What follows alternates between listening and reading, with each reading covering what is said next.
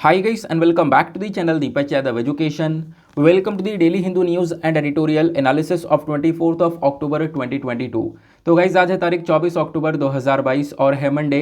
देखेंगे आज के द हिंदू कंप्लीट न्यूज़पेपर को एनालाइज करेंगे। बट लेक्चर में आगे बढ़ने से पहले अगर आप लोग को इस लेक्चर का पीडीएफ चाहिए तो क्या करना है, सबसे पहले डाउनलोड करना है टेलीग्राम, देन उसके बाद जाके सर्च बॉक्स में टाइप करना दीपक यादव एजुकेशन यूपीएससी।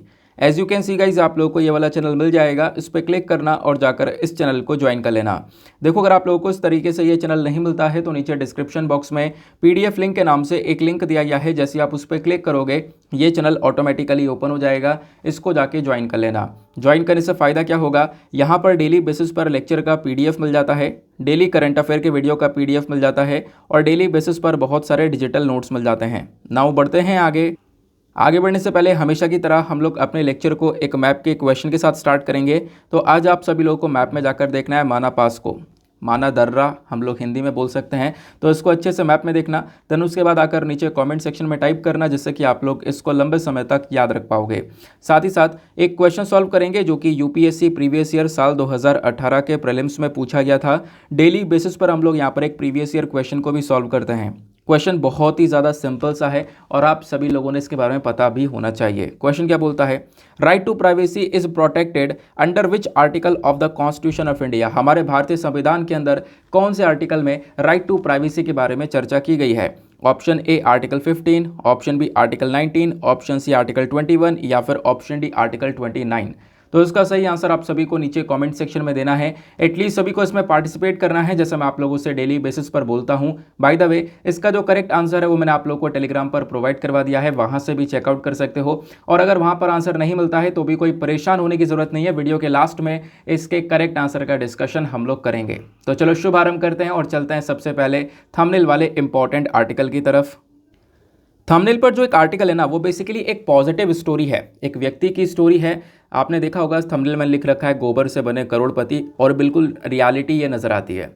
अभी इस वाले आर्टिकल को आप एज अ एग्जाम्पल यूज़ कर सकते हो अपने जीएस पेपर नंबर 3 के अंदर, और ऐसे एग्जाम्पल बेस्ट एग्जाम्पल माने जाएंगे, ठीक है ना। क्योंकि यहाँ पर आप कह सकते हो जो गोबर है ना, उससे यहाँ पर इन्होंने वेल्थ जनरेट करी है, लोगों को यहाँ पर एम्प्लॉयमेंट प्रोवाइड करवाया है। तो एक बेस्ट एग्जाम्पल की कैटेगरी में हम लोग इसको रख सकते हैं। तो एज अ एग्जाम्पल के तौर पर इस वाले आर्टिकल को मैं आप लोगों के लिए लेकर आया हूँ, अपने पास में इसको स्टोर करके रख लेना ज़रूर से।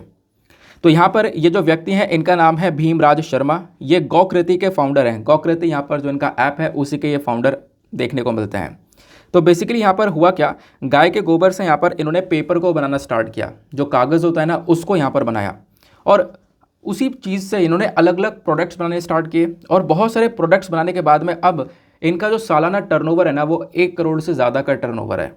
तो आप ये इमेजिन कर सकते हो। और वो जो टर्नओवर 1 करोड़ से ज़्यादा का, उसमें जो इनका प्रॉफिट है वो 50% से ज़्यादा का प्रॉफिट है। मतलब इन्वेस्टमेंट कम है क्योंकि यहाँ पर वेस्ट का इस्तेमाल किया जा रहा है, लेकिन इसका जो प्रॉफिट है वो बहुत ज़्यादा आपको नज़र आएगा। तो एक बहुत अच्छा तरीका है कैसे हम लोग वेस्ट से वेल्थ को जनरेट कर सकते हैं, आप ऐसा कह सकते हो।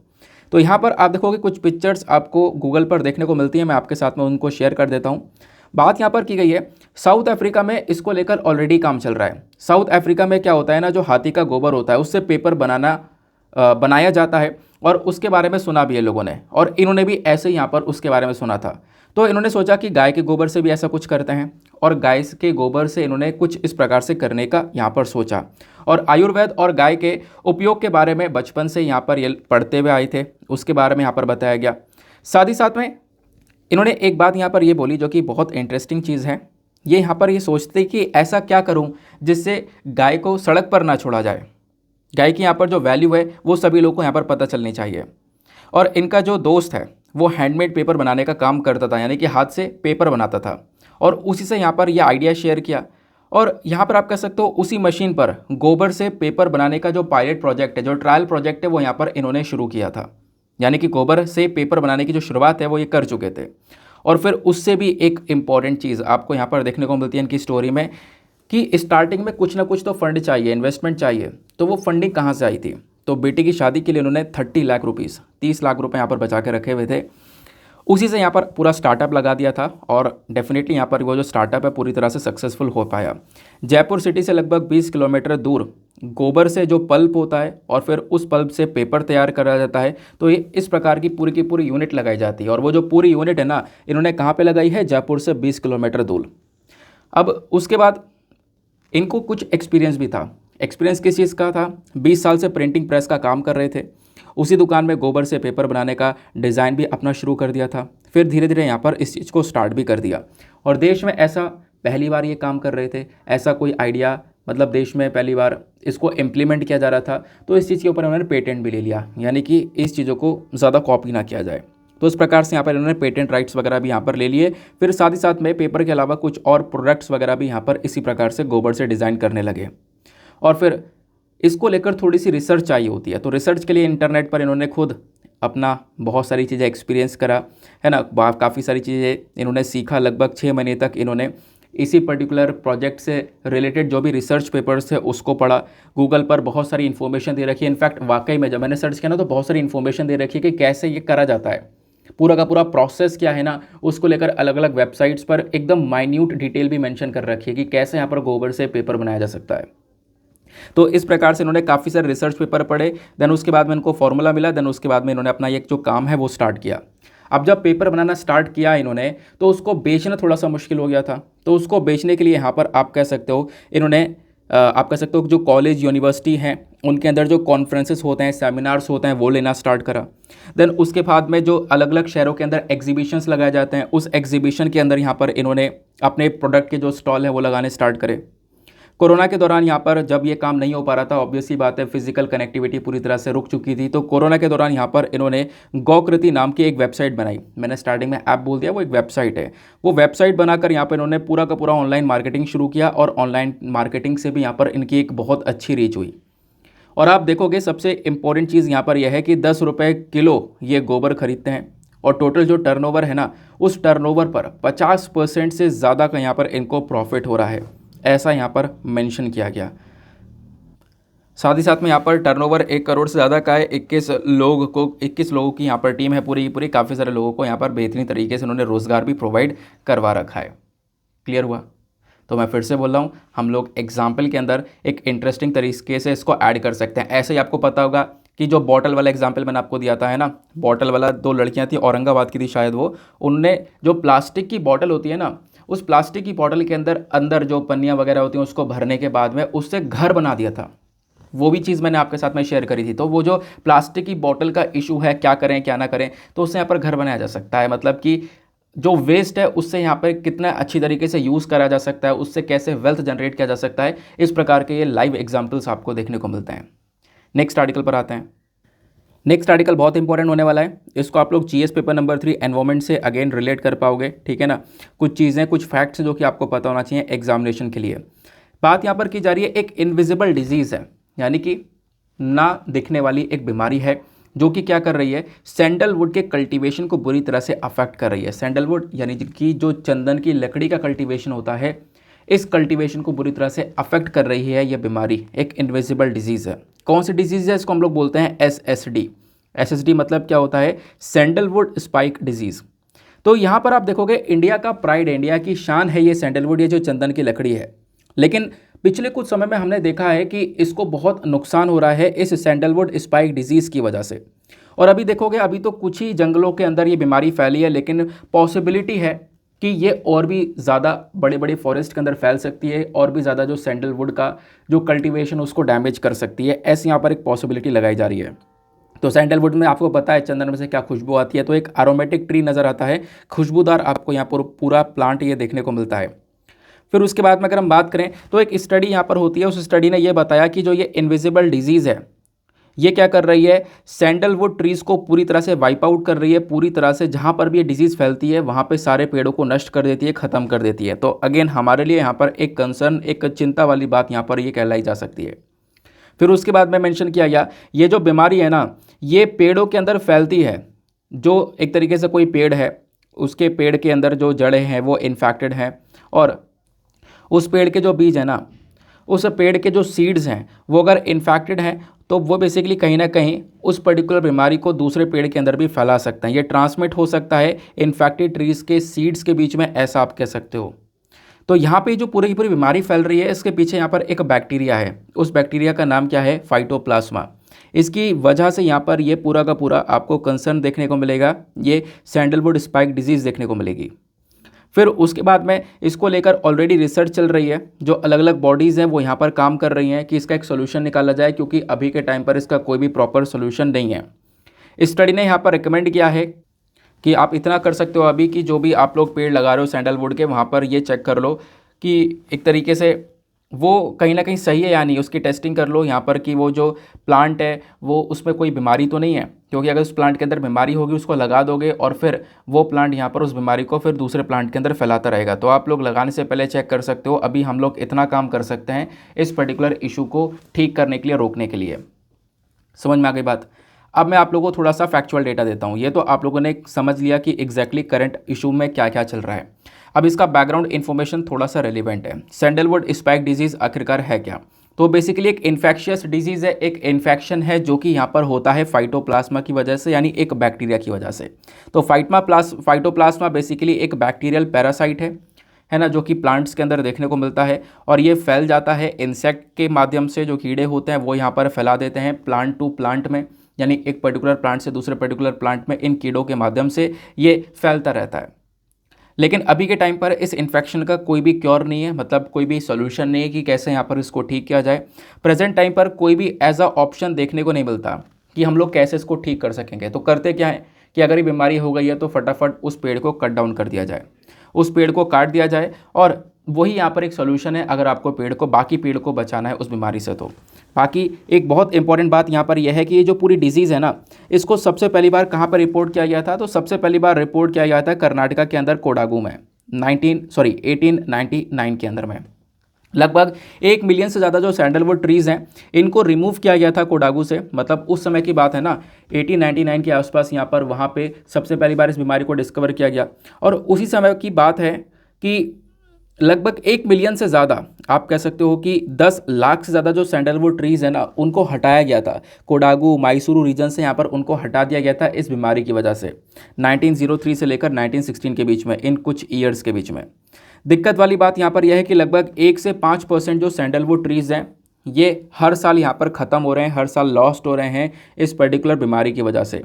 साइंटिस्ट ने यहाँ पर वार्निंग दी है कि आने वाले टाइम पर हो सकता है कि इसकी सारी नेचुरल पॉपुलेशन ख़त्म हो सकती है इस बीमारी की वजह से। तो ज़रूरत है कि हम लोग इसको थोड़ा सा ध्यान में लें, क्योंकि इसकी चर्चा भी कम हो रही है। तो थोड़ा सा इसको ध्यान में रख कर इसके ऊपर जल्द से जल्द एक सोल्यूशन लाने की आवश्यकता है।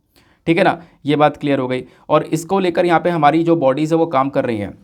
जैसे institute of world science and technology हो गया बेंगलोर का, इसने यहाँ पर एक तरीके से कोलैबोरेट कर रखा है Pune based national centre for sale science के साथ में। इनके साथ में कोलैबोरेशन करने के बाद में ये लोग अभी एक, आप कह सकते हो कि स्टडी कर रहे हैं, और स्टडी की शुरुआत हो ही चुकी है। इन्होंने मेंशन किया कि लगभग 1-2 साल लगेंगे, हम लोग यहाँ पर इस डिज़ीज़ का कोई सोल्यूशन निकालेंगे। और इनको रिसर्च करने के लिए 50 लाख रुपये का जो फंड है वो यहाँ पर अलोकेट भी किया गया है। ठीक है ना, तो इसके ऊपर जो एक तरीके से सोल्यूशन है उसको लेकर काम चल रहा है। अब बात हो गई है सैंडलवुड की। अब सैंडलवुड आपको अलग अलग तरीके से देखने को मिलता है। तो मैं आपसे एक चीज़ ये बोलूँगा कि इस साल ना रेड सैंडलवुड बहुत ज़्यादा न्यूज़ में है। तो रेड सैंडलवुड को ज़रूर से पढ़ लेना। रेड सैंडलवुड क्या है, इसका साइंटिफिक नेम क्या है, IUCN स्टेटस क्या है, आपसे यहाँ पर क्वेश्चन बन सकता है। जब बात करते हैं रेड सैंडलवुड की तो इसको हम लोग रेड सेंडर्स के नाम से जानते हैं। इसका साइंटिफिक नेम क्या है? साइंटिफिक नेम है टेरोकार्पस सेंटिलेनस। उसके बाद में ये बेसिकली आप कह सकते हो केवल और केवल साउथ इंडिया के अंदर देखने को मिल जाता है। और खासकर यहाँ पे जो ट्रॉपिकल ड्राई डेसिडियस फॉरेस्ट हो गए, कौन से वाले? पलाकोंडा वाले रीजन में, या फिर आप कह सकते हो आंध्र प्रदेश के जो शेषचलम हिल रेंजेस हैं, यहाँ पर आपको ये वाला जो सैंडलवुड है वो मिलता है, रेड सैंडलवुड मिलता है। केरला, तमिलनाडु, कर्नाटका, ये तीनों के तीनों ही आपको सदर्न स्टेट्स देखने को मिलेंगे। जैसे मैं आपको पहले ही बोल चुका हूँ, सदर्न स्टेट्स में आपको ये सैंडन की लकड़ी देखने को मिलती है, जिसको हम लोग रेड सेंडर्स के नाम से भी जानते हैं। खासकर यहाँ पे ज़्यादातर ये रॉकी एरियाज़ के अंदर ग्रो होता है। इसके IUCN स्टेटस की बात करें तो IUCN के अंदर ये एंडेंजर्ड कैटेगरी के अंदर रखा गया है। ठीक है ना, एंडेंजर्ड कैटेगरी के अंदर मतलब इस प्लांट की प्रजाति लगातार खत्म हो रही है। बाकी इसको एक बार चेकआउट कर लेना, क्योंकि जनवरी में इसको वापस से एंडेंजर्ड कैटेगरी में डाल दिया गया था। इसको एक बार चेकआउट कर लेना, इसकी IUCN स्टेटस सही है या नहीं है। ठीक है ना, बाकी आयुषन स्टेटस के बाद में आपको पढ़ना है साइट्स। साइट्स मतलब convention on international trade in endangered species of wild फोना एंड फ्लोरा। तो साइट्स के अंदर इसको अपेंडिक्स 2 के अंदर रखा गया। अपेंडिक्स 2 का मतलब यहाँ पर यह है कि किसी भी पर्टिकुलर स्पीशी को अगर साइट्स के अपेंडिक्स 2 की लिस्ट में रखते हो तो उसका मतलब यहाँ पर यह है कि उसका जो ट्रेड वगैरह है ना उसको ऊपर काफ़ी सारा कंट्रोल लग जाएगा, उसका जो व्यापार वगैरह है उसके ऊपर काफ़ी सारी रिस्ट्रिक्शन लग जाती हैं, व्यापार के ऊपर रोक लग जाती है। ठीक है ना। बाकी यहाँ पर जो ये रेड सैंडलवुड है ये जाना जाता है अपने थेरेपेटिक प्रॉपर्टीज़ के लिए, मतलब कि काफ़ी सारी बीमारियों में फ़ायदेमंद है, मेडिसिन के अंदर इस्तेमाल करते हैं। और ख़ासकर इस सैंडलवुड की डिमांड बहुत ज़्यादा है। कहाँ कहाँ पर, एशिया में, उसके बाद में चाइना में, जापान में आप देखोगे कॉस्मेटिक्स के अंदर इसका इस्तेमाल किया जाता है, मेडिसिनल प्रोडक्ट्स के अंदर इसका इस्तेमाल किया जाता है, वुड वर्क्स के अंदर इस्तेमाल किया जाता है, यानी कि जो लकड़ियों का काम होता है उसमें यूज़ किया जाता है, म्यूजिकल इंस्ट्रूमेंट्स में इस्तेमाल किया जाता है। तो अलग अलग तरीके से यहाँ पर इस रेड सैंडलवुड का यूज़ आप लोग कह सकते हो किया जाता है।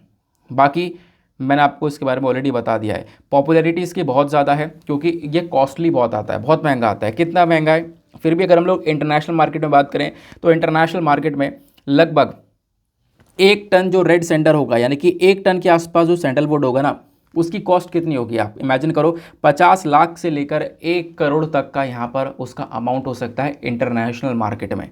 तो वो बात आपको यहाँ पर सारी कवर करवाई गई। क्लियर हो गया। आगे आते हैं।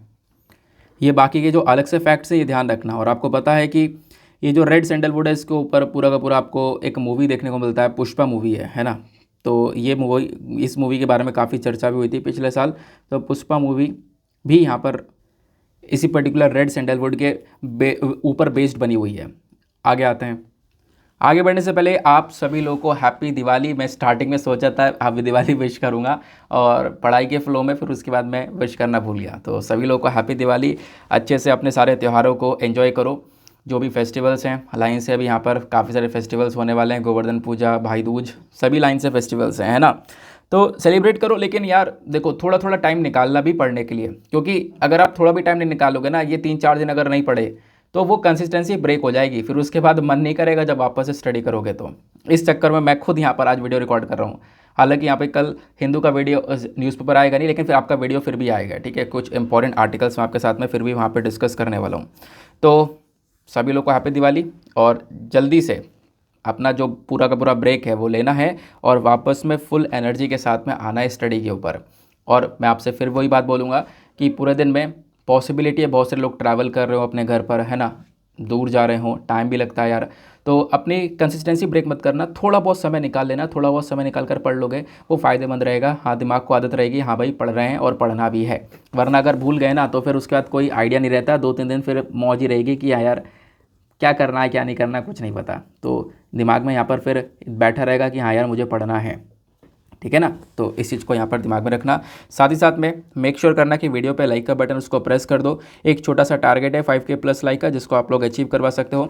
साथ ही साथ में मेरे साथ में इंस्टाग्राम पे कनेक्ट हो सकते हो। इंस्टाग्राम पे जाना, सर्च बॉक्स में टाइप करना दीपक यादव एजुकेशन, आपको ये वाला प्रोफाइल मिलेगा। यहाँ पर आप मेरे साथ में पर्सनली कनेक्ट कर पाओगे। और जो भी आपसे क्वेश्चंस पूछे जाते हैं उन सभी क्वेश्चंस के आंसर नीचे कमेंट सेक्शन में देना मत भूलना, ज़रूर से देना, क्योंकि इससे आपका और मेरा एंगेजमेंट बढ़ता है। मतलब काफ़ी सारे लोगों के जो नाम है वो याद होने लगते हैं, प्रोफाइल याद होने लगती है। तो ऐसे यहाँ पर और ज़्यादा बेहतर हो जाता है कि कौन कौन कितने कितने समय से जुड़ा हुआ है ना। अगले आर्टिकल पर आते हैं। अगले आर्टिकल की चर्चा कल पूरे देश भर में हो रही थी।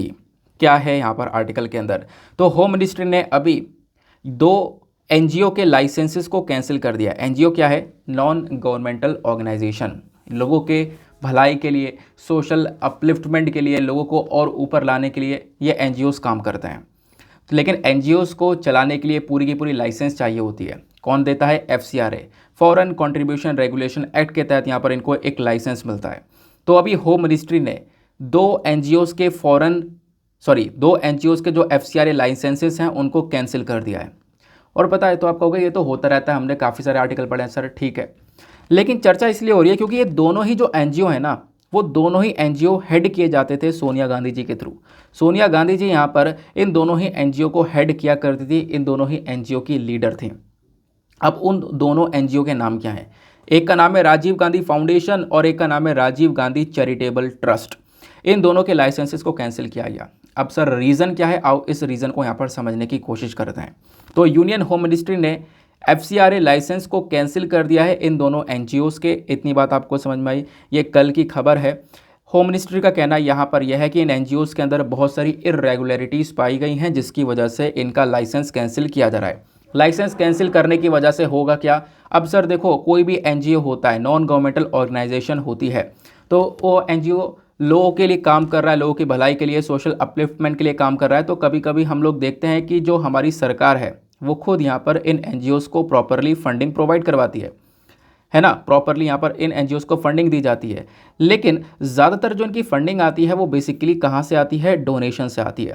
एक तो बहुत सारे जो रिचर पर्सन हैं, जो अमीर अमीर लोग हैं, बड़े बड़े लोग हैं, जिनकी नेटवर्थ बहुत ज़्यादा है, वो लोग भी यहाँ पर प्रॉपर डोनेशन कर देते हैं।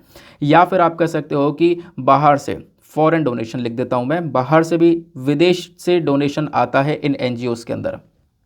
बाहर की कंट्रीज़ भी यहाँ पर डोनेट करती है। मान लो बाहर का कोई ग्रुप है, पर्टिकुलर ग्रुप है, पर्टिकुलर व्यक्ति हैं, इनका कहना यह है कि यार मुझे गर्ल्स के लिए काम करना है या मुझे इस चीज़ के लिए काम करना है, तो कोई एनजीओ है जो किस चीज़ के लिए काम करता है तो वो उस एनजीओ के अंदर डायरेक्टली पैसा डोनेट कर देंगे। तो इस प्रकार से यहाँ पे फंडिंग आती है एनजीओज़ के पास में।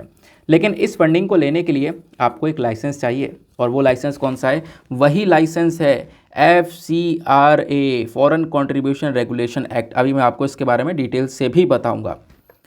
तो इसी लाइसेंस को कैंसिल कर दिया गया। लाइसेंस कैंसिल मतलब फंडिंग कैंसिल। समझ में आई बात? आगे आते हैं। अब हम लोग बात करते हैं सर कारण क्या है। कारण नहीं पता चला, ये तो चलो समझ में आ गई बात, लेकिन कारण नहीं पता चला। कारण मैं आपको समझाता हूँ। कारण ये देखो, सबसे पहली बात आपने क्या करना है, यहाँ पर एक पैरा को मैं गोला बना रहा हूँ, उस पैरा पे ध्यान देना है। एक चीज़ ये नज़र आएगी कि साल 2020 की बात है। साल 2020 में इंडिया और चाइना के बीच में आपने कॉन्फ्लिक्ट देखा। भारत और चाइना में जो बॉर्डर पर विवाद है वो काफ़ी बढ़ चुका था, है ना। गलवान वैली में हमने देखा एक दुर्घटना भी घट चुकी थी, जहाँ पर इंडियन सोल्जर और जो चाइनीज़ ट्रूप्स थे इनके आपस में हाथापाई हो गई थी, जहाँ पे हमारे काफ़ी सारे जो जवान हैं वो शहीद हुए थे। हालांकि चाइनीज़ सोल्जर्स भी मारे गए थे बहुत सारे, चाइना ने वो बात छुपाई थी, वो बात अलग है। तो ये चीज़ें भी हम लोग को यहाँ पे नज़र आई थी। लेकिन उसके बाद हम लोग देख पाते हैं कि जो ये एक तरीके से राहुल गांधी जी हैं, इनका स्टेटमेंट निकल कर आता है कि कहीं ना कहीं की जो चाइना है, चाइना से इंडिया हार रहा है, इस प्रकार की चीज़ें यहाँ पर निकल कर आती हैं इनकी साइड से। तो इंडिया ने इस चीज़ को यहाँ पे क्लैरिफाई किया, सरकार ने क्लैरिफाई किया, ऐसा कुछ भी नहीं है हम लोग यहाँ पर, ऐसा कुछ भी नहीं कि हम लोग हार रहे हैं या फिर हमने कोई टेरिटरी दी है चाइना को, ऐसा कुछ भी नहीं। इस प्रकार से यहाँ पे इंडिया ने क्लैरिफिकेशन दिया। फिर इंडिया ने यहाँ पे क्या किया ना, सरकार ने, इंडिया बोल रहा हूँ, सरकार ने यहाँ पर एक जांच बैठाई। हमारी होम मिनिस्ट्री ने एक इंटर मिनिस्ट्रियल जो प्रोब है, इंटर मिनिस्ट्रियल कमेटी का जो यहाँ पर एक तरीके से इन्वेस्टिगेशन है वो यहाँ पर बैठाया। कब? 8 जुलाई 2020 में। इससे पहले ये घटना हो चुकी थी इंडिया चाइना के बीच में जून के मंथ में। तो उन्होंने कुछ टाइम बाद एक कमेटी बैठा दी कि भैया आप इन्वेस्टिगेशन करो कि आखिरकार ये चाइना का इतना समर्थन कर रहे हैं ये लोग, ऐसा क्या है, क्या कनेक्शन है। तो यहाँ पर इस कमेटी ने इन्वेस्टिगेशन किया और 2 साल बाद यहाँ पर सब कुछ पता चलता है। कमेटी यहाँ पर फॉर्म होती है, कमेटी जैसे बनती है ना, उसके 2 साल बाद अगर आप लोग देखोगे तो सारी डिटेलिंग्स आती हैं। और यहाँ पे पता ये चलता है कि जो ये एनजीओज़ हैं ना, ये दोनों एनजीओज़ जो हैं, ध्यान सुनना भी ये बात, जिन दोनों एनजीओ का लाइसेंस कैंसिल किया गया, ये दोनों एनजीओज़ को चाइना से फंड भी आता है। ये बात यहाँ पर मेंशन की जाती है कि चाइना से भी फंडिंग आती है यहाँ पर, और चाइना से फंडिंग हम लोग यहाँ पर बर्दाश्त नहीं करने वाले। और यहाँ पर कुछ और भी व्यक्ति हैं अलग अलग जिनसे फंडिंग आती है, जो कि यहाँ पर टेररिज्म को सपोर्ट करते हैं, आप ऐसा कह सकते हो, है ना। तो वहाँ से भी हम लोग इस चीज़ों को सपोर्ट नहीं कर सकते, ऐसा सरकार का कहना है। दैट इज़ वाई यहाँ पे जो लाइसेंसेस हैं इन दोनों ही एनजीओज़ के, वो यहाँ पर कैंसिल कर दिए गए हैं। आई होप आपको ये बात क्लियर हो चुकी होगी कि एग्जैक्टली क्या क्या हो रहा है। ये तो आपने करंट इशू पढ़ लिया। अब हम लोग बात करते हैं थोड़ा बैकग्राउंड स्टेटस की कि आखिरकार एग्जाम के लिए आपके लिए क्या क्या इंपॉर्टेंट है। एग्जाम के लिए सबसे पहली चीज़ important foreign contribution regulation act ही है, ठीक है ना। इसको आप सिलेबस में जीएस पेपर नंबर 2 में कवर कर पाओगे। तो foreign contribution regulation act basically ये 2010 का एक्ट है। बाद में इसके अंदर अमेंडमेंट होते हैं, चेंजेस होते हैं, वो कब कब हुए आगे समझेंगे। बैकग्राउंड क्या है, इतिहास यहाँ पर यह है कि मिनिस्ट्री ऑफ होम अफेयर्स के अकॉर्डिंग बात करें तो साल 2016 से लेकर साल 2020 के बीच में हमारी सरकार ने फॉरेन कंट्रीब्यूशन रेगुलेशन एक्ट के लाइसेंसेस को कैंसिल करना बहुत ज़्यादा बढ़ा दिया था। लगभग 6600 से ज़्यादा जो एनजीओज़ है उनके लाइसेंसेस को कैंसिल करे गए थे। और आप कह सकते हो ये नंबर लगातार बढ़ता चला गया था, और अभी जनवरी तक हमने काफ़ी आर्टिकल डिस्कस करे थे कि हज़ारों एनजीओज़ के लाइसेंसेस को कैंसिल कर दिया गया है। कौन से लाइसेंसेस? FCRA वाले लाइसेंसेस। नाउ ये कैंसिल को लेकर क्यों, मतलब एफसीआरए की क्या ज़रूरत है, यहाँ पर क्यों इतना रेगुलेट करने की ज़रूरत है, एनजीओज के पास में जो फंड आ रहा है उसके ऊपर क्यों इतना ध्यान रखने की ज़रूरत है, उसको समझते हैं। तो यहीं पर पहले ये पॉइंट आता है नीड फॉर रेगुलेशन, क्योंकि यहाँ पर इंटेलिजेंस ब्यूरो के अकॉर्डिंग बात करें तो इन्होंने एक चीज़ ये देखी है कि बाहर से जो फंडिंग आती है एनजीओज के पास में, तो काफ़ी बार हमने देखा यह है कि उन फंडिंग का गलत तरीके से इस्तेमाल होता है। कंट्री के अंदर जो इसकी सुरक्षा है, देश की सुरक्षा है, देश को यहाँ पर देश की शांति है, यानी नेशनल पीस और नेशनल सिक्योरिटी जो है ना, उसको डिस्टेबलाइज करने के लिए काफ़ी सारी एक्टिविटीज़ चलाई जाती हैं और उन एक्टिविटीज़ के अंदर में यहाँ पे बाहर से जो फंडिंग आती है उसका एक बहुत बड़ा रोल होता है। तो इस वजह से यहाँ पर वो जो फंडिंग वो डायरेक्टली एनजीओज के अंदर में आती हैं, तो यहाँ पे इस चक्कर में एनजीओज को रेगुलेट करना, जो बाहर से फंडिंग आ रही है इनके पास में, उसको रेगुलेट करना बहुत ज़्यादा इंपॉर्टेंट हो जाता है। सीबीआई के अकॉर्डिंग बात करें तो आप देखोगे लगभग 22 लाख से ज़्यादा एनजीओज नज़र आते हैं, 22 लाख से ज़्यादा नॉन गवर्नमेंटल ऑर्गेनाइजेशन हैं जो कि यहाँ पर एक उनकी एनुअल इनकम, आपको एक्सपेंडिचर, ये सब कुछ देखने को मिलेगा। लेकिन इनमें से केवल और केवल 10% का ही डेटा हमारे पास में है, आप ऐसा कह सकते हो। तो काफ़ी सारी एनजीओज है जिनका डेटा हमारे पास में आपको देखने को मिलेगा नहीं। बाद में क्या होता है, ये जो 2010 का एक्ट था ना, इसके अंदर साल 2020 में अमेंडमेंट कर दिया गया, साल 2020 में इसके अंदर कुछ चेंजेस कर दिए गए। अब वो चेंजेस क्या थे, आओ इसको समझते हैं। अमेंडमेंट यहाँ पर ये बोलता है कि जो ये एनजीओज है ना, इन एनजीओज को कुछ करना होगा। अब क्या करना होगा, पहली बात इनको यहाँ पर एक अकाउंट खुलवाना होगा स्टेट बैंक ऑफ इंडिया की मेन ब्रांच के अंदर। और जो स्टेट बैंक ऑफ इंडिया की एसबीआई की जो मेन ब्रांच है वो कहाँ पर है, वो आपको दिल्ली में देखने को मिलेगी।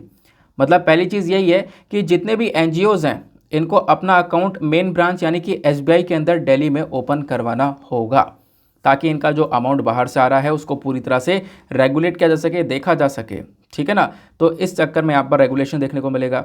दूसरा, ये जो फॉरेन कंट्रीब्यूशन रेगुलेशन एक्ट है, ये फॉरेन डोनेशंस को रेगुलेट करता है, बाहर से जो पैसा आ रहा है उसको रेगुलेट करने का काम करता है। और साथ ही साथ में हमारी इंटरनल सिक्योरिटी के ऊपर कोई भी खतरा ना हो, हमारे देश की सिक्योरिटी के ऊपर उस जो बाहर से पैसा आ रहा है उसका कोई नेगेटिव इंपैक्ट ना पड़े, उस चीज़ को यहाँ पर ये ध्यान में रखता है। ये एक्ट 1976 में सबसे पहली बार लाया गया था, फिर बाद में 2010 के अंदर इसके अंदर अमेंडमेंट किया गया, फिर साल 2020 में फिर से इसके अंदर अमेंडमेंट यहाँ पर हो जाता है। Now foreign contribution regulation act 2010 का जो सेक्शन 5 है वो यहाँ पर आप कह सकते हो ये बोलता है कि हमारी सरकार के पास में जो है काफ़ी सारी पावर्स हैं कि वो जो भी नॉन गवर्नमेंटल ऑर्गेनाइजेशन है, अगर वो पॉलिटिकल राजनीतिक खेल खेल रहा है तो उसको यहाँ पर उस प्रकार से डिक्लेयर करते हुए उसका जो फंडिंग वगैरह है वो कैंसिल कर दिया जाए। बाकी एक बात और ध्यान रखना कि जो फॉरेन कंट्रीब्यूशन रेगुलेशन एक्ट है इसको लागू कौन करता है, इसको इंप्लीमेंट करती है हमारी मिनिस्ट्री ऑफ होम अफेयर्स, यानी कि जो हमारा गृह मंत्रालय है वो यहाँ पर इसको रेगुलेट करने का काम करता है। बाकी एक चीज़ और आप लोग यहाँ पर देख सकते हो कि बोला यह जाता है कि अगर मान लो किसी भी एनजीओ को डोनेशन चाहिए, एनजीओ यहाँ पर कोई भी डोनेशन ले रहा है या फिर फॉरेन डोनेशन ले रहा है ना, तो यहाँ पर फॉरेन डोनेशन के लिए क्या होता है कि जो मिनिस्ट्री ऑफ होम अफेयर है उसका सबसे पहली बार एक क्लियरेंस लेना होगा, यानी कि मिनिस्ट्री ऑफ होम अफेयर्स यहाँ पर एक क्लियरेंस देगी पहले, उसके बाद में यहाँ पर ये जो एनजीओज वगैरह वो डोनेशन ले पाएंगे। अगर डोनेशन देना है इनको तो पहले यहाँ पर क्लियरेंस लेना होगा मिनिस्ट्री ऑफ होम अफेयर्स से। समझ में आई बात, ये था हमारा पूरा का पूरा इंपॉर्टेंट आर्टिकल। नेक्स्ट आर्टिकल पर आते हैं। नेक्स्ट आर्टिकल आपको यहाँ पर ये वाला देखने को मिलेगा, इसको आप लोग जीएस पेपर नंबर 2 एजुकेशन से लिंक कर पाओगे। क्या बात की जा रही है, टीचर्स ट्रेनिंग की to NCF implementation says experts. मतलब क्या है आओ समझते हैं। देखो यहाँ पर कहना क्या है, जो हमारी एजुकेशन मिनिस्ट्री है ना, इन्होंने अभी नेशनल करिकुलम फ्रेमवर्क को लॉन्च कर दिया है, यानी कि कुछ इंपॉर्टेंट कोर्सेज को यहाँ पर लॉन्च कर दिया है फाउंडेशनल स्टेज के लिए, यानी कुछ ऐसे बच्चे जिनकी उम्र 3 से 8 साल है, जो 3 से 8 साल वाले एज ग्रुप वाले बच्चे हैं ना, उनके लिए क्या क्या होना चाहिए पढ़ने के लिए, उनके लिए पूरा का पूरा करिकुलम फ्रेमवर्क को हमारी एजुकेशन मिनिस्ट्री ने लॉन्च किया है, आप ऐसा कह सकते हो, है ना। तो इस ये जो पूरा का पूरा फ्रेमवर्क है इसमें टीचर ट्रेनिंग भी बहुत ज़्यादा इंपॉर्टेंट है, वो यहाँ पे बोला जा रहा है। टीचर ट्रेनिंग इंपॉर्टेंट है, टीचर को अच्छी पेडागोजी आनी चाहिए, अच्छे से समझा पाए, है ना, नए मेथड्स को लेकर आ पाए, तो इस प्रकार से यहाँ पर चीज़ें होनी चाहिए। एग्जैक्टली यहाँ पर मेंशन किया गया है। आओ मैं आपको डिटेल समझाता हूँ। तो फिलहाल आपने ये समझ में आया कि 3 से 8 साल के बच्चों के लिए यहाँ पर नेशनल करिकुलम फ्रेमवर्क को लेकर आया गया, कुछ इंपॉर्टेंट यहाँ पे आप कह सकते हो कोर्सेज को लेकर आया गया। नाउ ये जो नेशनल करिकुलम फ्रेमवर्क है ये है क्या, नेशनल करिकुलम फ्रेमवर्क के यहाँ पर आपको 4 सेक्शंस देखने को मिलेंगे। सबसे पहली बार इसको स्कूल एजुकेशन के लिए अलग लेकर आया गया, अर्ली चाइल्डहुड और अर्ली केयर के लिए अलग लेकर आया गया, टीचर एजुकेशन के लिए अलग और एडल्ट एजुकेशन के लिए अलग, सभी लोगों के लिए अलग अलग कोर्सेज आप कह सकते हो ये लेकर आए गए हैं इस पर्टिकुलर नेशनल करिकुलम फ्रेमवर्क के अंदर। नाउ ये जो पूरा फ्रेमवर्क है ना, ये फोकस करता है पंचकोश के ऊपर। पंचकोश कॉन्सेप्ट, पंचकोश मतलब इसका काम है 5 चीज़ों के ऊपर काम करना, जैसे शारीरिक डेवलपमेंट यानी कि फिजिकल डेवलपमेंट के ऊपर काम करना। दूसरा, डेवलपमेंट ऑफ लाइफ एनर्जी यानी कि प्राणिक विकास के ऊपर काम करना। तीसरा, इमोशनल एंड मेंटल डेवलपमेंट यानी कि मानसिक विकास का डेवलपमेंट करना, मतलब मानसिक विकास करना बेसिकली। फिर उसके बाद में इंटेलेक्चुअल डेवलपमेंट यानी बौद्धिक विकास। देन उसके बाद स्पिरिचुअल डेवलपमेंट जिसका मतलब है चैतसिक विकास। तो यहाँ पे आप कह सकते हो ये है नेशनल करिकुलम फ्रेमवर्क, जो कि बात करता है इन 5 डेवलपमेंट के बारे में। इसको हम लोग पंचकोश के नाम से भी जानते हैं। इन 5 चीज़ों के ऊपर ये काम करने का फोकस में आप कह सकते हो काम करने का गोल रखता है। उसके बाद में ये एक बहुत इंपॉर्टेंट स्टेप है जो नेशनल करिकुलम फ्रेमवर्क है ना, ये एक बहुत इंपॉर्टेंट स्टेप है जो कि हमारी नेशनल एजुकेशन पॉलिसी 2020 को लागू करने में मदद करेगा।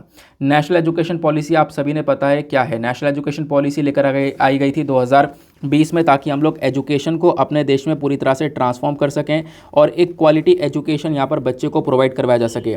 और इसके अंदर आपको एक बात ये भी पता होगी कि जैसे कि पहले नेशनल एजुकेशन पॉलिसी 2020 से पहले 10+2 वाला सिस्टम हुआ करता था, वो ख़त्म होकर नेशनल एजुकेशन पॉलिसी के तहत लागू होता है 5+3+3+4 वाला सिस्टम, है ना। ये आपको पता होगा, ये हम लोगों ने पहले भी पढ़ रखा है। अभी आगे मैं आपको समझा दूंगा इसके बारे में, डोंट वरी। फिलहाल अभी इंपॉर्टेंट चीज़ क्या है, इसके अलावा इस आर्टिकल के अंदर आपको ये भी पता होना चाहिए कि एजुकेशन को लेकर हमारे संविधान में कहाँ कहाँ पर क्या क्या प्रोविजंस देखने को मिलते हैं, ठीक है ना। तो आर्टिकल की चीज़ें मैंने आप लोगों को बहुत सिंपल से शब्दों में बता दी हैं कि नेशनल करिकुलम फ्रेमवर्क क्या है। अभी बच्चों के लिए 3 से 8 साल के बच्चों के लिए लेकर आया गया, हमारे एजुकेशन मिनिस्ट्री ने यहाँ पर इसको लॉन्च किया है, ये बात हमने समझी। इसके अंदर ये बोलते हैं कि देखो टीचर्स को भी एक तरीके से इम्प्रूव करना, उसको भी डेवलप करना थोड़ा इंपॉर्टेंट बन जाता है। टीचर की ट्रेनिंग भी बहुत ज़्यादा इंपॉर्टेंट है अगर आप लोगों को ये पूरा का पूरा फ्रेमवर्क इम्प्लीमेंट करना है, क्योंकि हमने देखा है कई सारे टीचर्स के अंदर जो पेडागोजी है ना, जो पढ़ाने का तरीका है, उसके अंदर बहुत बड़ा गैप देखने को मिलता है। तो उस चीज़ के ऊपर थोड़ा सा काम करना है, ऐसा यहाँ पर आप कह सकते हो। ये जो करिकुलम है ये कहीं ना कहीं बच्चों को बहुत सारी चीज़ें सिखाएगा, ऐसा भी यहाँ पर बोला जा रहा है। बहुत सारी चीज़ें सिखाने का मतलब क्या है, मतलब यहाँ पर यह है कि स्टार्टिंग में बच्चों को ना ऐसा नहीं कि किताबों से पढ़ाया जाएगा, स्टार्टिंग में बच्चों को यहाँ पर पूरी की पूरी वर्कशीट दी जाएगी ताकि वो इसमें यहाँ पर लिख सकें, है ना। तो नेशनल करिकुलम फ्रेमवर्क 2022 जो ये देखने को मिल रहा है, ये फाउंडेशनल एज के लिए 3 से 8 साल के लिए मैंने आपको बताया। यहाँ पर बच्चे को इसके डेवलपमेंट के ऊपर फोकस किया जाएगा। वो 5 डेवलपमेंट के बारे में मैंने आपको बताया, जैसे कि मैंने पंचकोश के बारे में आपको बताया था, ठीक है ना। तो वो 5 चीज़ें क्या हैं वो आपने यहाँ पर समझ ली हैं ऑलरेडी, क्लियर हो गया। तो स्टार्टिंग के जो यहाँ पर कुछ साल होंगे वहाँ पे कोई भी बच्चे को किताब नहीं दी जाएगी। स्टार्टिंग में सपोज यहाँ पर 3 साल से बच्चे को कोई भी प्रॉपरली किताब नहीं दी जाएगी, उसको सिंपल वर्कशीट दिया जाएगा ताकि यहाँ पर वो उस पर अच्छे से यहाँ पर काम कर सके, उसको यहाँ पर अच्छे से लिख सके। मदर लैंग्वेज, मदर टंग वगैरह यहाँ पर एक तरीके से वो प्रेफर की जाएगी ताकि उस मदर टंग के अंदर उसको अच्छे से यहाँ पर पढ़ाया जा सके, इंस्ट्रक्शन दिए जा सके, आप ऐसा कह सकते हो। तो स्टार्टिंग से ही हम लोग बच्चे के डेवलपमेंट के ऊपर काम करने वाले हैं, ठीक है ना। बाकी मैं आपको एक बात और बताता हूँ, एजुकेशन को लेकर हमारे संविधान में कहाँ कहाँ पर क्या क्या प्रोविजंस हैं, ये आपने ध्यान में रखना है।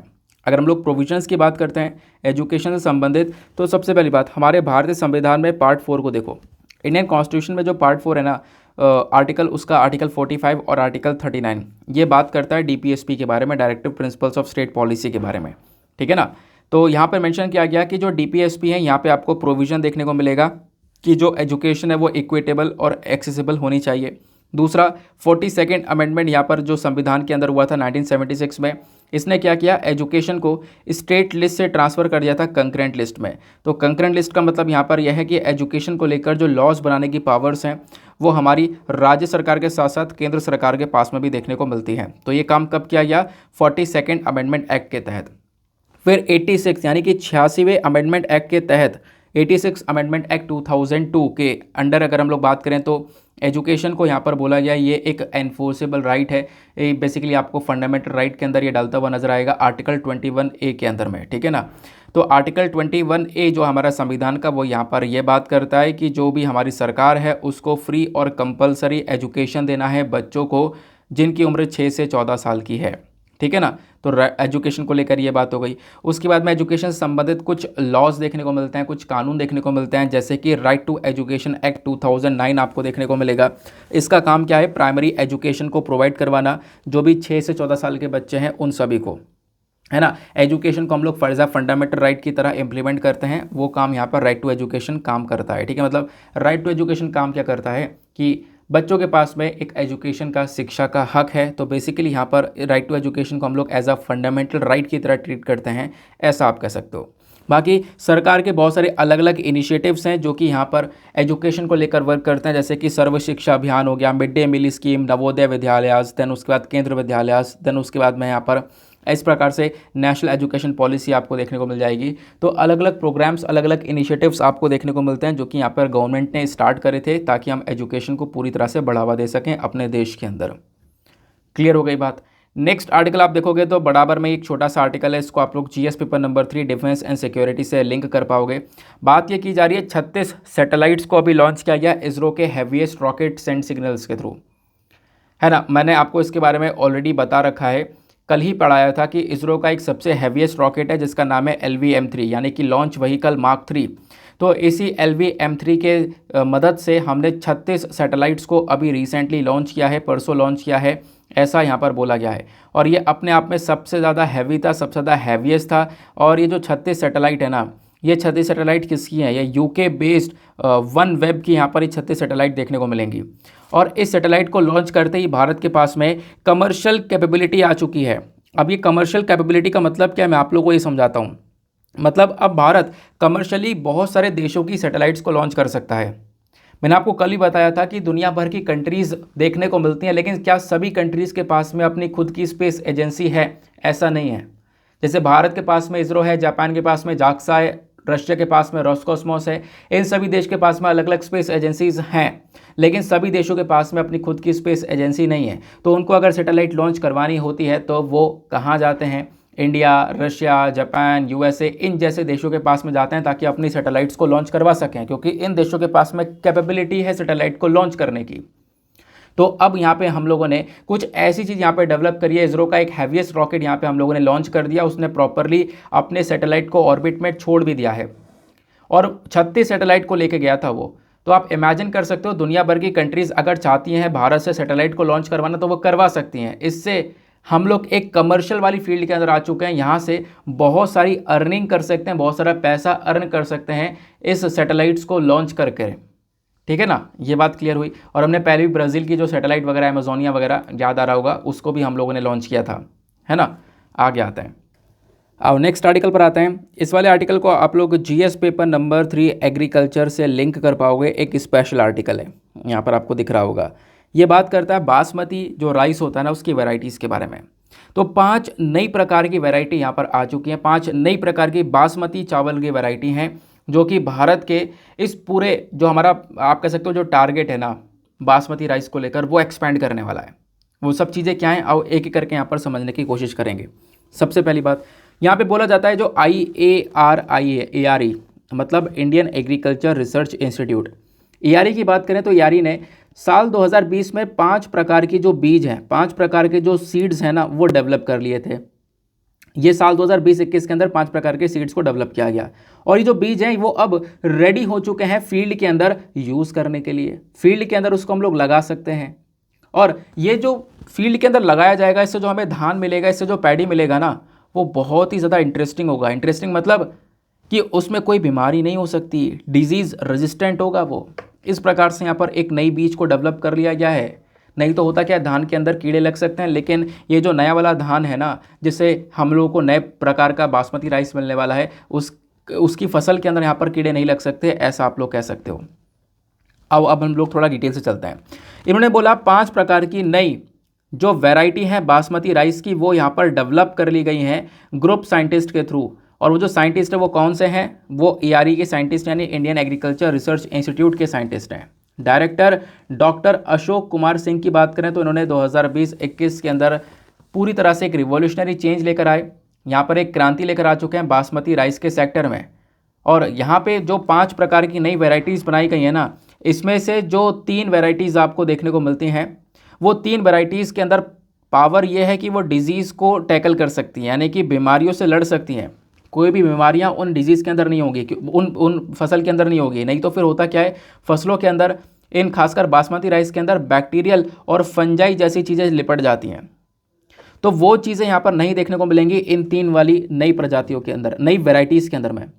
बाकी जो 2 अलग वेराइटीज़ हैं, इन 5 में से 3 तो ये हो गई, इनके अंदर ये पावर है कि कोई बीमारी इन्हें नहीं लगेगी। और बाकी जो 2 वेराइटीज़ हैं, इनके अंदर ये खासियत बात है कि इसको हम लोग डायरेक्ट सोइंग कर सकते हैं, यानी कि डायरेक्टली इसको उगा सकते हैं। नहीं तो फिर काफ़ी सारा प्रोसेस होता है ना उगाने से पहले, नर्सरी वगैरह का काम होता है, लेकिन इसको हम लोग डायरेक्टली उगा सकते हैं।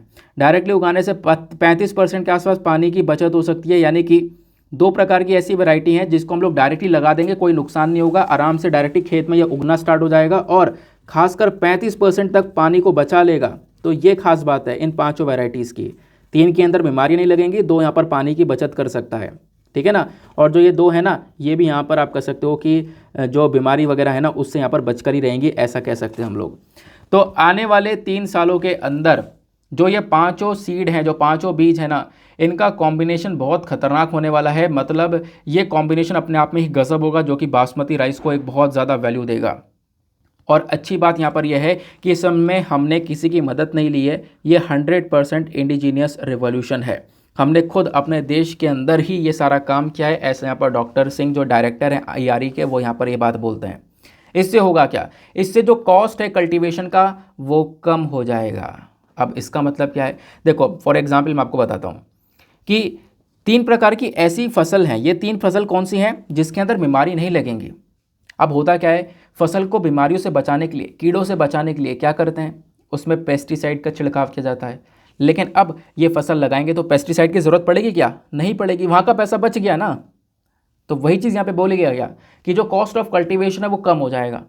दूसरा यहाँ पर आप लोग देखोगे जो बाकी जो 2 बची हुई फसल हैं, इसके अंदर भी यही है कि यहाँ पे पानी की बचत हो रही है ना। तो पानी का जो एक तरीके से 35% तक हम लोग पानी बचा पा रहे हैं। तो अगेन जो कॉस्ट ऑफ प्रोडक्शन है वो यहाँ पर काफ़ी हद तक कम होने वाली है, ऐसा आप लोग कह सकते हो। दूसरा, एक्सपोर्ट के अंदर बढ़ावा मिलेगा। इंडिया दुनिया भर में अपने बासमती राइस के लिए जाना जाता है, और खासकर कौन कौन से राज्य के जो बासमती राइस है वो सबसे पॉपुलर है दुनिया भर में, जम्मू एंड कश्मीर, हिमाचल प्रदेश, पंजाब, हरियाणा, दिल्ली, उत्तर प्रदेश, उत्तराखंड, ये सारे स्टेट्स आपको यहाँ पर दिख रहे होंगे। ये सारे स्टेट्स ही सबसे ज़्यादा पॉपुलर है दुनिया भर में अपने बासमती राइस के लिए। आप ये देखो कि 75% जो एक्सपोर्ट है ना बासमती राइस का वो वेस्ट एशियन कंट्रीज़ में होता है। और यूरोपियन यूनियन की बात करें जहाँ पर 27 नेशन है, वो भी यहाँ पर एक बहुत बड़ा चंक हम लोगों से इंडियन बासमती राइस का परचेज करता है। और रिसेंटली यहाँ पे थोड़ी बहुत इश्यूज़ हो गए थे, रशिया यूक्रेन डिस्प्यूट और भी बहुत सारे इन्फ्लेशन वगैरह का चक्कर देखने को मिला था, जिसकी वजह से थोड़ा एक्सपोर्ट कम हुआ। लेकिन फिर भी एक्सपोर्ट हम लोग बहुत ज़्यादा करते हैं। दुनिया भर की कंट्रीज़ भारत से ये बासमती चावल को खरीदती है, उनको पसंद आता है।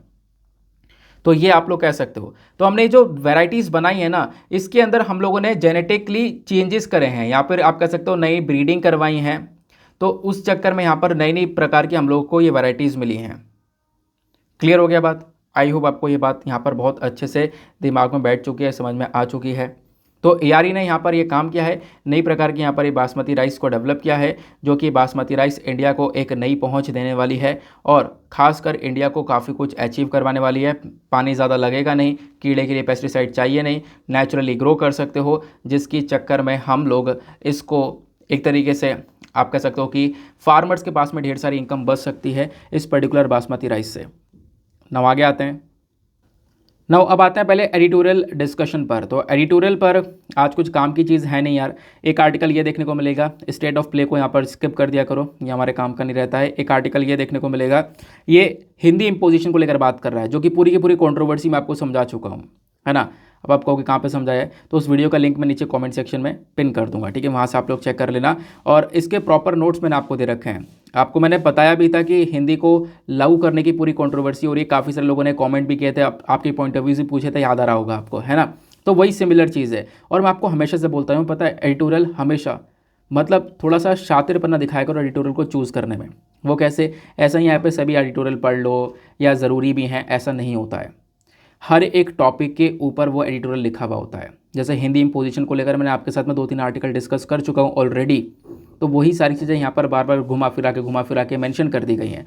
तो वो चीज़ें यहाँ पर आपके लिए इतनी रेलिवेंट नहीं होती हैं, ठीक है ना। जहाँ पे कुछ अच्छा आता है वो मैं डेफिनेटली, मतलब जिस दिन अगर 5 एडिटोरियल भी इंपॉर्टेंट होते हैं वो मैं 5 डिस्कस करता हूँ, आपको ये बात पता होगी अगर आप लोग मुझे फॉलो कर रहे हो तो, है ना। लेकिन जैसे ये हट के एक आर्टिकल है, ये हट के आर्टिकल और अच्छा आर्टिकल है और इम्पॉर्टेंट भी है, तो ये आपके काम का है। इस प्रकार से यहाँ पर आपको आर्टिकल को चूज़ करना होता है। जैसे यहाँ पे एडिटोरियल की मैं इसकी बात करूँ तो यहाँ पे बेसिकली एक डेटा पॉइंट है जो कि बात करता है एथलीट्स के डोपिंग के बारे में। देखो इस साल ना एक केस निकल कर भी आया था रशिया का स्टार्टिंग में, और इस साल ये न्यूज़ में काफ़ी ज़्यादा भी रहा है। नीचे यहाँ पर फिर गायनोकेमिस्ट्रिया को लेकर एक आर्टिकल आया था, याद आ रहा होगा। तो ये काफ़ी ज़्यादा न्यूज़ जो है ना इस साल कवरेज में देखने को मिली है इस टॉपिक से संबंधित। होता ही है कि जो एथलीट्स होते हैं, जो भी हमारे स्पोर्ट्स खेलते हैं ना, अब इनका मान लो कोई ओलंपिक मैच है तो उसके अंदर ये लोग डोपिंग कर लेते हैं। डोपिंग मतलब कुछ हाई स्टीरॉइड वगैरह का इस्तेमाल कर लेते हैं अपनी एनर्जी लेवल्स को हाई करने के लिए, बढ़ाने के लिए। कहीं ना कहीं वो चीटिंग है और वो चीज़ें यहाँ पर पूरी तरह से प्रोहिबिटेड हैं। आप ओलंपिया में उस चीज़ का, ओलंपिक्स के अंदर इस चीज़ का इस्तेमाल नहीं कर सकते हो, है ना। इस चीज़ का इस्तेमाल नहीं कर सकते हो, इसकी एक डायरेक्टली पनिशमेंट नज़र आती है, डायरेक्टली खिलाड़ी को बैन कर दिया जाता है। तो वही चीज़ नज़र आई है कि रशिया ने सबसे ज़्यादा डोपिंग वॉयलेशंस करे हैं। रशिया के एथलीट्स ने सबसे ज़्यादा डोपिंग वॉयलेशंस करे हैं, ऐसा पे बोला गया। बहुत बार केस निकल कर आया, रशिया से एथलीट्स को बैन किया गया है। लेकिन दिक्कत वाली बात यह है कि रशिया के बाद यहाँ पर भारत सेकंड नंबर पर आ जाता है इस डोपिंग वाली कैटेगरी में। यहाँ पे बोला गया है कि देखो एक एथलीट आपको कौर दिख रही होंगी जो कि पिक्चर में है, तो इन्होंने भी यहाँ पर डोपिंग कर ली थी। तो एक इंडियन वेमेन है, वैसे बहुत सारी इंडियन वेमेन देखने को मिलती है कि यहाँ पर इंडियन वेमेन है जिन्होंने यहाँ पर डोपिंग वॉयलेशन कर लिया था और ये काफ़ी ज़्यादा हो चुका था, जिसके चक्कर में यहाँ पर इनको बैन भी कर दिया गया था। ठीक है ना, ये बात यहाँ पर बोली जा रही है। तो इन्होंने यहाँ पर जो डोपिंग करी थी इसके चक्कर में इनको बैन किया गया और डोपिंग वॉयलेशन भी हो गया, क्योंकि ओलंपिक्स के अपने खुद के रूल्स एंड रेगुलेशन देखने को मिलते हैं जहाँ पर ये डोपिंग को पूरी तरह से मना करते हैं कि यहाँ पर ये डोपिंग प्रोहिबिटेड है, आप इसका इस्तेमाल नहीं कर सकते हो। तो इन्होंने क्या इस्तेमाल किया था, तो इन्होंने गेम से कुछ दिन पहले यहाँ पर इस्तेमाल किया था स्टेनोजोलोल। स्टेनोजोलोल यहाँ पर आपको देखने को मिलेगा, स्टेनोजोलोल मेटाबोलाइट्स ये नज़र आता है। ठीक है ना, तो ये जो स्टेनोजोलोल है ना ये प्रोहिबिटेड है, यानी कि प्रोहिबिटेड सब्सटेंस है, इसका यूज़ करना पूरी तरह से मना कर रखा है वाडा के अंदर में। मतलब जो ये गेम है ना इसके अंदर अलग अलग बॉडीज़ हैं, वाडा नाम की आपको बॉडी देखने को मिलती है, इनके रूल्स एंड रेगुलेशन है कि भैया आपको क्या यूज़ करना है, क्या यूज़ नहीं करना है, क्या क्या चीज़ें बैन आपको नज़र देखने को मिलती हैं, है ना। तो यही चार्ट यहाँ पर ये दिखाता है। इस चार्ट में जब आप लोग देखते हो ना तो जो रेड कलर का बार है वो बेसिकली इंडिया का बार आपको देखने को मिलेगा, जो ब्लू कलर का बार है वो दुनिया भर का बार देखने को मिलेगा। फिर इसके बाद यहाँ पर चार्ट 1 में आप लोग देख पाओगे, चार्ट 1 में रशिया से इस साल केस निकल कर आए 87 के डोपिंग के केस निकल कर आए, भारत से 62 के, फिर कीनिया से 53 के। मतलब ये खिलाड़ी ऐसे हैं जिन्होंने गेम से पहले कुछ दिन पहले डोपिंग कर ली है, मतलब कुछ ना कुछ एनर्जी को बढ़ाने के लिए स्टीरॉयड वगैरह कुछ इस प्रकार की यहाँ पर चीज़ें ले ली गई हैं और इसका पनिशमेंट भी बहुत ज़्यादा भुगतना पड़ा है। आप देखोगे यहाँ पर अगर हम लोग इंडिया की बात करें, जो रेड वाला ब्लॉक है ये इंडिया को बिलोंग करता है। तो यहाँ पे इंडिया की बात करें तो जो वर्ल्ड एथलीट्स हैं, पहले वर्ल्ड एथलीट्स को यहाँ पर आप देखोगे तो 4 साल के लिए 268 लोगों को बैन किया गया है। इंडियन एथलीट्स को 52 इंडियन एथलीट्स को यहाँ पर बैन किया गया है 4 साल के लिए, और 4 साल से कम के लिए यहाँ पे आप देखोगे भारत के 4 एथलीट्स को बैन कर दिया गया है। 8 साल के लिए भारत के 5 एथलीट्स को बैन किया गया है, और लाइफ टाइम के लिए भी यहाँ पर आप देखोगे तो बहुत कम है जो कि यहाँ पर जिनको बैन किया गया है। लाइफ टाइम के लिए कम बैन किया जाता है, कुछ साल के लिए यहाँ पर बैन किया जाता है। और ज़्यादातर यहाँ पे जो एथलीट्स हैं वो आप लोग देखोगे कि क्या इस्तेमाल करते हुए आता है, स्टेनोजोलोल का यूज़ कर लेते हैं, या फिर यहाँ पे आप कह सकते हो कि जो एक तरीके से ड्रोस्टेनोलोन है, या फिर ये अलग अलग स्टीरॉइड्स के नाम आपको देखने को मिलेंगे, इनका इस्तेमाल करके अपनी एनर्जी लेवल को बढ़ा लेते हैं, जो कि यहाँ पर पूरी तरह से वॉयलेशन माना जाता है। आप यहाँ पर गेम में एंटर नहीं कर सकते ये काम करने के बाद में, ठीक है ना। इस प्रकार से यहाँ पर स्टीरॉइड वगैरह लेने के बाद में, क्लियर हो गई बात। तो ये यहाँ पर पूरा का पूरा डेटा कहाँ से लिया गया है, AIU से, that is athletics integrity unit का यहाँ पर ये डेटा है। अब मैं आपके साथ में कुछ इन्फॉर्मेशन साझा करता हूँ। जैसे कि जब बात करते हैं डोपिंग की ना, इस प्रकार से स्टीरॉइड वगैरह की जब बात करते हैं तो डोपिंग और डोपिंग से संबंधित आपको बहुत सारी अलग अलग इंपॉर्टेंट एजेंसीज देखने को मिलती हैं। जैसे कि आप लोग यहाँ पर देख पा रहे होंगे कि बहुत सारे ऐसे सब्सटेंस है जिसको यहाँ पे प्रोहिबिट कर रखा है, यानी कि उसका यूज़ करना मना है। वो प्रोहिबिटेड सब्सटेंस क्या करते हैं, एथलीट्स की परफॉर्मेंस को बढ़ा देते हैं, एकदम से यहाँ पर उनकी परफॉर्मेंस को इंक्रीज़ कर देते हैं। तो इन परफॉर्मेंस को इस पूरे चीज़ों को देखने के लिए अलग अलग बॉडी हैं, जैसे कि नाडा है हमारे देश के अंदर, वो है नेशनल एंटी डोपिंग एजेंसी, और दुनिया भर के लिए यहाँ पर इस प्रकार से वाडा बनाया गया है। वाडा मतलब वर्ल्ड एंटी डोपिंग एजेंसी, यानी डोपिंग के अगेंस्ट में यहाँ पर ये बॉडीज़ काम करती हैं। नाडा की बात करें तो नाडा को यहाँ पर सेटअप किया गया, इसको बनाया गया है सोसाइटीज़ रजिस्ट्रेशन एक्ट ऑफ 1960 के अंदर में। 24 नवंबर 2005 में इसको बनाया गया था और इसका काम यहाँ पर यह है कि भारत के अंदर डोप फ्री स्पोर्ट्स को यहाँ पर प्रोमोट किया जाए। ऐसा स्पोर्ट हो जहाँ पे डोपिंग का इस्तेमाल बिल्कुल भी ना किया जाए, खिलाड़ी यहाँ पर कोई स्टीरॉयड वगैरह कोई दूसरा मेडिकेशन ना ले जिससे कि उसकी परफॉर्मेंस है वो एकदम से इन्हेंस हो, ठीक है ना। तो जो प्राइमरी ऑब्जेक्टिव है नाडा का वो क्या है, नाडा बेसिकली यहाँ पर एंटी डोपिंग वाले जो रूल्स है ना उसको लागू करने का काम करता है, प्लस यहाँ पर डोप को कंट्रोल करने के प्रोग्राम चलाता है, एजुकेशन प्रोवाइड करवाता है, रिसर्च करने का काम करता है, डोप के इल इफेक्ट्स के बारे में बताता है कि क्योंकि इसके बहुत ज़्यादा गंदे इफेक्ट भी हैं, यानी कि स्टेरॉयड वगैरह का जो यूज़ है ना ये कहीं ना कहीं इंसान के लिए बहुत ज़्यादा नेगेटिव वे में भी देखने को मिलता है। तो नाडा का क्या काम है ये आपने समझ में आया। अब बात करते हैं वाडा की। तो नवंबर 1999 की बात है, वर्ल्ड एंटी डोपिंग एजेंसी को सेटअप किया गया था, यानी कि वाडा को सेटअप किया गया था इंटरनेशनल ओलंपिक कमेटी के अंदर में। तो वाडा बेसिकली यूनेस्को के थ्रू भी आज के टाइम पर रिकग्नाइज किया जाता है। वाडा का रोल भी यहाँ पर यही है कि जो एंटी डोपिंग रेगुलेशंस है, यानी कि डोपिंग को रोकने के रूल्स एंड रेगुलेशंस हैं उसको इम्प्लीमेंट करना, उसको डेवलप करना, और बाकी सारी कंट्रीज़ यहाँ पर उसको फॉलो करती हुई नज़र आती हैं। समझ में आया नाडा वाडा क्या है। अब हम लोग एक बार क्या कर लेते हैं, अपने मेंस के क्वेश्चन को देख लेते हैं। आपको बताओ एडिटोरियल डिस्कशन से पहले हम लोग मेंस का क्वेश्चन लेते हैं। तो आज तो यहाँ पर कोई मेंस का क्वेश्चन लिया भी नहीं है, तो मतलब है वैसे क्वेश्चन, तो थोड़ा सा टाइम निकालना कि आज आप क्वेश्चन लिख पाओ। नहीं लिख पाते हो तो कल लिख लेना, कोई बात नहीं, लेकिन लिख लेना इंपॉर्टेंट है। तो आज का मेंस का क्वेश्चन क्या बोलता है, जो मिलेट प्रोडक्शन है ना comes with a lot of health and agricultural and nutritional benefits, discuss. आपको पता होगा वर्ल्ड फूड डे रिसेंटली हम लोगों ने डिस्कस किया था। वर्ल्ड फूड डे के तहत मैंने आपको साथ में एक एडिटोरियल डिस्कस किया था जहाँ पे काफ़ी सारी इन्फॉर्मेशन आपके साथ में शेयर की थी। उस समय मैंने आपको बताया था कि मिलेट्स कैसे यहाँ पर काफ़ी अच्छा हो सकता है। मिलेट आप समझते हो ना, मिलेट जो कि मोटे अनाज होता है, मोटे अनाज की बात हो रही है। तो जो मिलेट का प्रोडक्शन होता है इसके अंदर बहुत सारे हेल्थ और एग्रीकल्चरल और न्यूट्रिशनल बेनिफिट्स होते हैं। हेल्दी भी है, एग्रीकल्चर के अंदर अपने आप में बहुत सारे फ़ायदे हैं बाकी सारी फसलों के मुकाबले। फिर उसके बाद में न्यूट्रिशन भी इसका काफ़ी अच्छा होता है। तो आखिरकार मिलेट का प्रोडक्शन इन सारी चीज़ों के साथ में आता है, तो इसके बारे में अपनी राय लिखनी है 150 शब्दों में, केवल 150 शब्दों में इसका आंसर लिखना। और आंसर लिखने के बाद में यहाँ पर सबमिट करना है, टेलीग्राम पर जाना, सर्च बॉक्स में टाइप करना Deepak Yadav education mains answer writing, full form लिखना। आपको वो चैनल मिलेगा, 35,000 से ज़्यादा लोग वहाँ पर जुड़े हुए हैं जो कि डेली बेसिस पर आंसर्स को लिख रहे हैं और एक दूसरे के आंसर्स को रिव्यू भी करते हैं। तो आपको करना क्या है कि एक काम ये करना है कि एटलीस्ट 2-2 आंसर्स को आपको रिव्यू करना है। अगर आप लोग सभी लोग 2-2 आंसर्स को रिव्यू कर लेते हो तो इससे बहुत फ़ायदा होगा सामने वाले को भी और आपको भी। आपके पास में कुछ अच्छे पॉइंट्स मिल पाएंगे, सामने वाले को आप लोग यहाँ पर बता सकोगे कि आपकी कहाँ कहाँ पर मिस्टेक्स है और बताकर आप उनको बता सकते हो कि यहाँ पर आपको इम्प्रूवमेंट की आवश्यकता है, ठीक है ना। तो आई होप आपको यहाँ पर ये बातें क्लियर हुई। तो आज का डिस्कशन बात इतना सही है। उसके बाद एक छोटा सा आर्टिकल आपको ये देखने को मिलेगा, देखो स्टेटमेंट वाला आर्टिकल है ये, और मैंने आपसे पहले ही बोला स्टेटमेंट वाले आर्टिकल पर इतना जोर मत दिया करो। बात यहाँ पर की जा रही है जो यूनाइटेड किंगडम है, यूनाइटेड किंगडम यहाँ पर रेडी है भारत को यहाँ पर इंडियन जेट्स इंजन्स को मैन्युफैक्चर करने में सपोर्ट करने के लिए। तो भारत अगर इंडियन जेट इंजन को मैन्युफैक्चरिंग करना चाहता है तो उसके लिए यूके सपोर्ट करने के लिए रेडी है, ऐसा यहाँ पर यूके के एनवॉय का कहना है, ठीक है ना। तो मैंने आपको बताया कि ऐसा कहना है वहना है, इस वाले आर्टिकल पर थोड़ा ज़्यादा फोकस मत किया करो। बाकी आज टेक्स्ट एंड कॉन्टेक्स्ट भी आया है, तो टेक्स्ट एंड कॉन्टेक्स्ट पर आपको एक छोटा सा आर्टिकल ये देखने को मिलता है।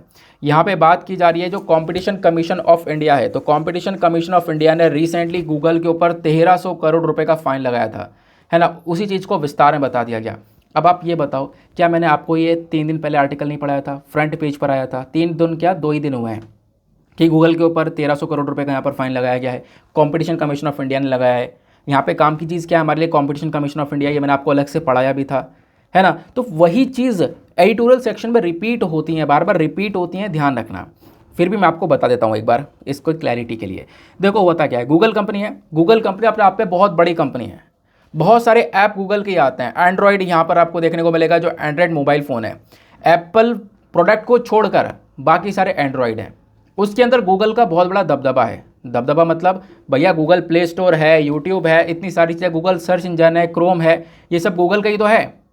और आजकल तो मोबाइल फ़ोन के अंदर ये ऐप को प्री इंस्टॉल करके दिया जाता है, मतलब कि आप मोबाइल फ़ोन खरीदो, जैसे ही स्विच ऑन करोगे ये ऐप आपको वहीं पर फ़ोन के अंदर देखने को मिलेंगे, यूट्यूब, क्रोम और ये सारी चीज़ें, तो यहाँ पर कंपटीशन कमीशन ऑफ इंडिया जो कि एक ऐसी बॉडी है जो कि दुनिया में अनफेयर ट्रेड प्रैक्टिस को रोकने का काम, सॉरी इंडिया का बॉडी है ये, अनफेयर ट्रेड प्रैक्टिस को रोकने का काम करती है। मतलब कि अगर कोई एक दूसरी कंपनी कंपटीशन को ख़त्म कर रही है तो ये बॉडी उस के अगेंस्ट में स्टेप ले सकती है। मतलब इस बॉडी का, कंपटीशन कमीशन ऑफ इंडिया का काम है कि भारत में एक हेल्दी कंपटीशन बना रहे, एक हेल्दी कंपटीशन बना रहे, क्योंकि हेल्दी कंपटीशन रहेगा तो प्राइस डाउन होते रहेंगे, अच्छी क्वालिटी यहाँ पर लोगों को मिलती रहेगी।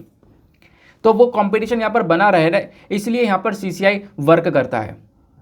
लेकिन यहाँ पर आप देखोगे अगर किसी एक के हाथ में होंगी ना वो सारी चीज़ें, तो लोगों को लेना ही पड़ेगा यार, जैसा भी हो, ख़राब हो सही है यार, लेना ही पड़ेगा।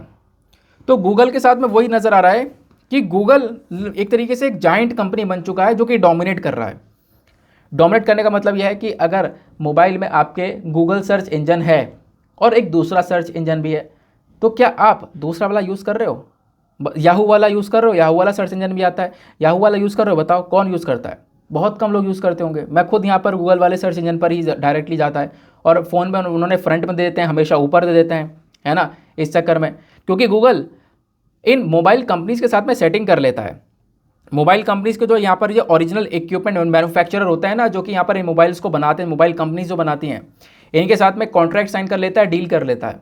डील क्या कर लेता है कि सर देखो आप मोबाइल बना रहे हो ना, आपको हम एंड्रॉयड देंगे ही नहीं, तो एंड्रॉयड देंगे नहीं, मोबाइल लॉन्च होगा नहीं, तो इसके लिए कॉन्ट्रैक्ट साइन कर लेता है, चलो एंड्रॉयड ले लो, एंड्रॉयड लॉन्च करो, लेकिन एक काम ये करना कि अपने फ़ोन में इन ऐप्स को डाउनलोड कर ले देना, इन ऐप को प्री इंस्टॉल देना।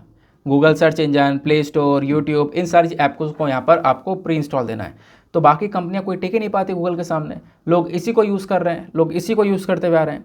तो कंपटीशन कमीशन ऑफ इंडिया ने बोला कि सर ये बहुत गलत है, और इस चक्कर में गूगल के ऊपर 1300 करोड़ रुपए का फाइन लगा दिया, क्योंकि आप कंपटीशन को ख़त्म करने का काम कर रहे हो, गलत तरीके का व्यापार कर रहे हो, अनफेयर ट्रेड प्रैक्टिसेस यहाँ पर कर रहे हो। तो ये बात यहाँ पर CCI ने मेंशन करी। क्लियर हुआ? सिंपल समझ में आ गया।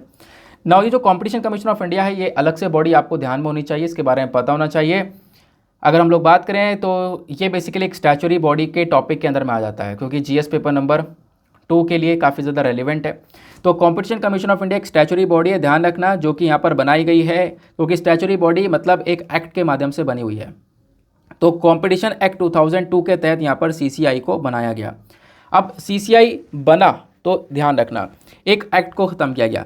पहली बात मैंने आपको क्या बताया, कंपटीशन एक्ट 2002, इस एक्ट के तहत कंपटीशन कमीशन ऑफ इंडिया बना है। और मैं आपको ये भी बोल दूं कि कंपटीशन जो एक्ट 2002 है ना, इससे पहले एक और एक्ट हुआ करता था, कौन सा? MRTP, यानी कि monopolies and restrictive trade practices act 1969। तो इस MRTP एक्ट को ख़त्म कर इसको रिपील कर इसने CA वाले एक्ट ने, यानी कि कंपटीशन एक्ट 2002 ने इसको रिप्लेस कर दिया था। कंपटीशन एक्ट 2002 को बनाया गया था राघवन कमेटी के रिकमेंडेशन के ऊपर में। तो जो कंपटीशन कमीशन ऑफ इंडिया है, इसका काम क्या है? भारत के अंदर एक रोबस्ट कंपटीशन एनवायरनमेंट को मैनेज करना, एक अच्छा कंपटीशन इंडिया में बना रहे, हेल्दी कंपटीशन बना रहे, ये काम करने का काम करता है। उसके बाद में ट्रांसपेरेंसी को मेंटेन करने का काम करता है, क्योंकि एक अच्छा कंपटीशन रहेगा उसके अपने आप में बहुत सारे फ़ायदे रहेंगे। नंबर 1 फ़ायदा आपको देखने को मिलेगा कि लोग एक अच्छा प्रोडक्ट क्वालिटी देने का सोचेंगे, क्योंकि अगर 1-2 कंपनी साथ में आ जाएंगी टक्कर देने के लिए, गूगल के साथ में मान लो 1-2 कंपनी और आ गई जो कि गूगल से बेहतर काम करना शुरू कर देंगी, तो फिर क्या होगा? आपके पास में नई नई क्वालिटीज़ आएंगी, आप गूगल को छोड़कर उन कंपनीज़ के पास में भागना स्टार्ट करोगे। तो इससे यहाँ पर क्या होगा? इससे यहाँ पर गूगल अपने आप को इम्प्रूव करने की कोशिश करेगा, तो इम्प्रूवमेंट लगातार बढ़ता रहेगा। चैलेंजेस आते रहेंगे लेकिन इम्प्रूवमेंट बढ़ता रहेगा। पहली चीज़ ये है। दूसरा, यहाँ पर कोशिश ये किया जाएगा कि लोगों को अफोर्डेबल वे में प्रोवाइड करवाया जाए, यानी गूगल के साथ मान लो कोई और 4 कंपनी खड़ी हो गई हैं, अब गूगल से सस्ते दाम में और बहुत अच्छा क्वालिटी यहाँ पर दे रही हैं आपको, तो फिर आप वहाँ पर जाओगे। तो इस प्रकार से यहाँ पर फिर गूगल जो है अपने प्राइस को डाउन करेगा। तो यहाँ पर लोगों को इस चीज़ की, आप कह सकते हो, अफोर्डेबिलिटी मिलने लगती है। तो यहाँ पर लोगों को भी इस प्रकार से कुछ बेनिफिट्स देखने को मिल जाता है। क्लियर हो गई बात? तो ये था यहाँ पर एक छोटा सा एडिटोरियल। ये कुछ एडिटोरियल थे, मेंस क्वेश्चन था, सब कुछ हम लोगों ने आज एज इट इज़ चलाया है। और अब हम लोग फटाफट अपने प्रीलिम्स के क्वेश्चन को देख लेते हैं। तो 2018 का क्वेश्चन था ये, राइट टू प्राइवेसी हमारे संविधान में कौन से आर्टिकल में देखने को मिलेगा? तो सिंपल सी बात है भैया, आर्टिकल 21 के अंदर राइट टू प्राइवेसी के बारे में चर्चा की गई है। ख़त्म मामला। बाकी आपने पता होगा, कल इंडिया पाकिस्तान का मैच आपने देखा होगा, तो पाकिस्तान को यहाँ पे भारत ने बीट कर दिया था, पाकिस्तान को हरा दिया था इस T20 वर्ल्ड कप के अंदर में। ये वर्ल्ड कप हुआ था मेलबोर्न में, संडे यानी कल का वर्ल्ड कप था। विराट कोहली की यहाँ पर एक अच्छी पारी रही थी, उसके बारे में यहाँ पर आप देख पाओगे एक छोटा सा आर्टिकल है जो कि आपके काम का इतना है नहीं, क्योंकि एग्जामिनेशन में डायरेक्टली यहाँ पे स्पोर्ट्स सेक्शन से संबंधित ज़्यादा चीज़ें आती नहीं हैं।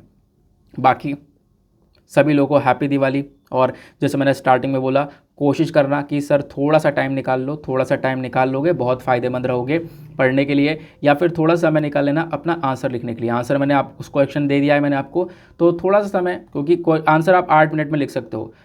बैठ के थोड़ा सा सोचना टॉपिक के ऊपर, फिर उसके बाद लिखना स्टार्ट करना, 8 से 9 मिनट के अंदर वो आंसर लिखकर सबमिट कर देना, ठीक है ना। इससे कंसिस्टेंसी, रेगुलरिटी, कॉन्टीन्यूटी, जो जितने भी वर्ड हैं वो बने रहेंगे, वो बने रहेगी, और उससे आपका जो माइंड है ना वो उस फ्लो में चलता रहेगा।